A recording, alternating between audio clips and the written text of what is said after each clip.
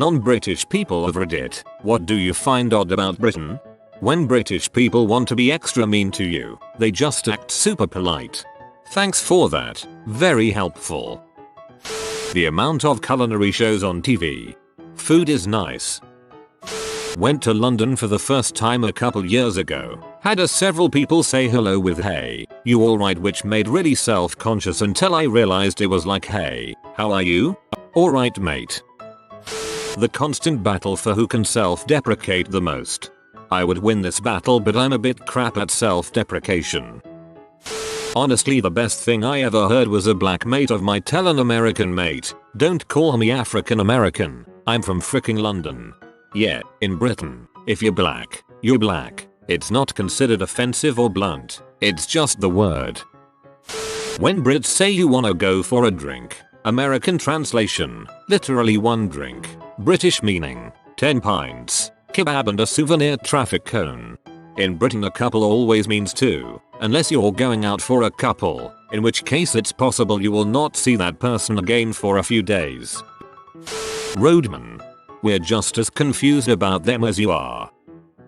I'm from Norway and I've lived in London for 3 years. I lost my voice last year. It was gone for a week, and it struck me how much you talk to strangers here out of politeness. People must have thought I was so rude for not saying sorry whenever I walked too close to another customer in a grocery shop that week. I've picked up the habit of saying sorry to everything. I once said sorry to a chair.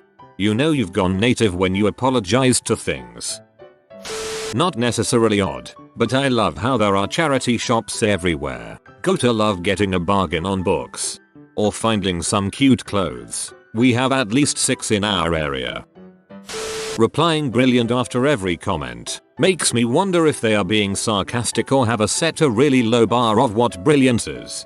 Depends on the context, but usually it's not sarcasm. We're a bit backwards with how we use certain words, to be honest. Brilliant can pretty much be as low as an acknowledgement, whereas "this restaurant is alright" can mean "this is an excellent restaurant." Their drinking culture. You mean our binge drinking on weekends or things like a cheeky little pint with lunch? The astonishing number of Indian restaurants all across the United Kingdom. Indian to the Brit is what Mexican is to the American. Why everyone over there thinks I have an Uncle Bob. Wait until you hear about your Aunt Fanny. The tribalism in the England alone. Never mind the whole UK. Liverpool to Manchester is a 45-minute drive from each other and they have completely different accents and cultures. Over in Yorkshire it's again completely different. London is a different world. The Midlands is another whole thing. And they all appear to hate each other. As an American it's amazing to study. A lot of the hatred and rivalry isn't real hatred. Liverpool and Manchester have a long history of rivalry, which now is mainly based in sport. Then, there is the north-south divide, southern fairies and northern monkeys. Also the Midlands don't exist, and I live in the Midlands. Henry the Hoover. I lived in the UK for a few months and every vacuum I saw grinned at me with that weird face. A true national treasure. We should put him on the new £50 note. Saying sorry for things you shouldn't be sorry for example, me, stands in Tesco looking at frozen food. Person next to me also looking at frozen food, oh sorry. We apologize to her tone for sins we may or may not have committed, like standing too close to someone, or looking at the same item. I never quite realized it till I went there, but tea is the cure-all end-all for any situation. You didn't get into the college you want? Here, have some tea. You're a little groggy? Have some tea. Your arm's been lobbed off? Let's get you some tea. Why? It's been in the culture for so long it's sort of become a comfort drink. I know people who even need a cuppa before going to sleep. The popularity of ketamine. There was a ket shortage in 2015, and it was a huge national issue. People were losing their minds about it. Just did 2 weeks in the UK. To me, the things that seemed the oddest were actually improvements over Canadian culture. Kids and dogs can go to pubs, cashiers at grocery stores get to sit down, roundabouts everywhere. I still can't believe we make cashiers stand all day in the US. It's crazy. Saying alright as a greeting. At first I didn't know how to react. I was like, yeah, I'm fine mate. Got a problem? I think it's odd that your entire country is roughly the same size as the US state I live in, yet whenever I see pics of England there's all this open space, hills and country roads and wee villages that look lost in time, and you're still a major world power. A 50th of the size with a sixth of the people like a giant sardine can. I love the difference between American and British programming, especially kitchen nightmares. British version, oh, the lobster's off, yeah, you can't serve it, you'll get someone sick. American version, it's spoiled, you donkey, you'll kill somebody, shut it down, shut it all down, frick me, cue dramatic music, 3 jump cuts to shocked expressions, and a commercial. A cracked writer described American reality TV as it's as if we've entered into some bizarre S&M relationship with Great Britain because of all the shows like Kitchen Nightmares with a Brit screaming at people. I'm British, but some of my American friends don't understand why my washing machine is in my kitchen, or how I drink tea that isn't iced. Admittedly that one works in reverse as well. Brit here, I moved to the Netherlands last year and was appalled to find my washing machine is now upstairs next to the bathroom. A year on, I can't believe I lived so long with the washing machine in the kitchen like some kind of savage. Spaniard here, why do you keep jumping from our balconies? Sun does weird things to our heads. Recently moved to England from the US San Diego, and have been here for about a year and a half. Some weird ones. Alright mate, yay dude, does it look like something's wrong? Fanny pack is not the term here. Frigid does not mean cold. My English wife still laughs at that one. I think you'll find the term is bum bag, which is arguably more hilarious. No air conditioning is pretty weird for an American. Trains at work, massive prices in central London. All Europeans are of the opinion that everybody else's trains work better than their own. As an American, the number of security cameras in public places, particularly in London. Yet magically we seem to cover them in butter before a crime goes down. Brits can never decide if they want to use the metric system or not. You measure your weight in stone, your height in feet, and your beer in pints, but you buy your produce in grams, your petrol in liters, and switch between miles and kilometers on a whim. What gives? Edit. Okay, I get it. You don't use kilometers, but you do use centimeters, and sometimes meters. Somehow I'm even more confused than before. We also buy our fuel in liters and drive it to the gallon. Spent a couple weeks in London and Edinburgh this past winter. The biggest thing was not giving my credit card to the waiter. They bring you the machine and you swipe your crap through and it makes perfect sense, but it totally put me off my game. Also, they reply cheers to fricking everything and I'm unused to that. Cheers. Why the frick everybody drinks so goddamn much? Once I turned up at a Spoons before 9 AM trying to get some breakfast. Big line outside. Door opens and I'm the only one to get food. WTF.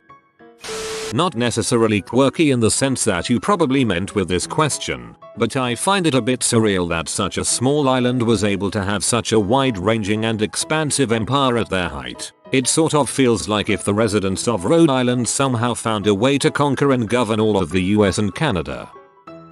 I'm Australian and find it weird that Christmas is a huge day for TV ratings. Series often have Christmas special that is a really big deal, and evening soap operas are big events in which soap gets the highest ratings is a big deal. Even though it is warmer here, in the evening we are usually inside and sometimes do retire to the living room. At my family events we might watch a Christmas movie or maybe something funny. We never dream of watching a soap or a TV drama. Also, the #1 song at Christmas is important. Here in Australia we couldn't care less what song is #1 on Christmas Day.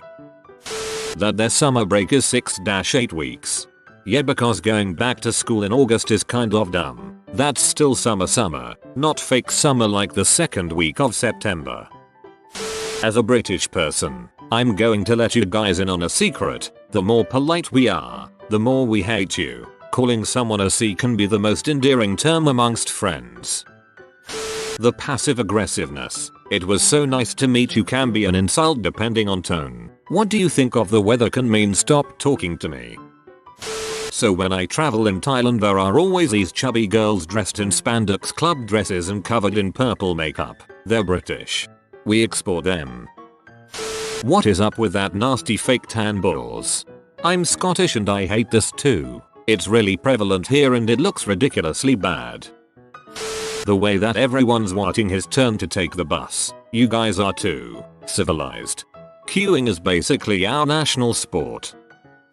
That they take their dress up codes very serious. Like legit you'll get turned away at the door if you're too casual. Don't turn up looking like a hot bag of crap. Pants means underwear. I made that mistake telling our tour guide that I got my pants dirty and that I needed to go change. Not caring if you have something in common. When I was in grad school, I worked with a British guy and went to school with a different British guy and was like, hey, you are the only two British guys in this area you would want to meet. When I brought it up to each of them, they both said frick that guy. What's he doing in my American town? If I was in Britain I would be so thrilled to meet another American. Same with people from my state or town. There's an immediate connection. Americans are extremely friendly in comparison to other cultures, like golden retrievers when it comes to interacting with strangers. The Finnish are like cats. Had an American flatmate. She was astounded by the lack of customer service from UK businesses. One particular incident was when her phone stopped working. After she finished work, she rushed into town and went to the Apple shop to get it repaired.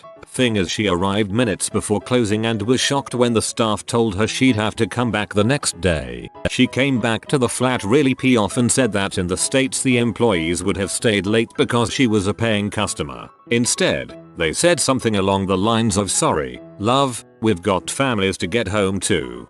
Mate, that last line cracked me up. So typical.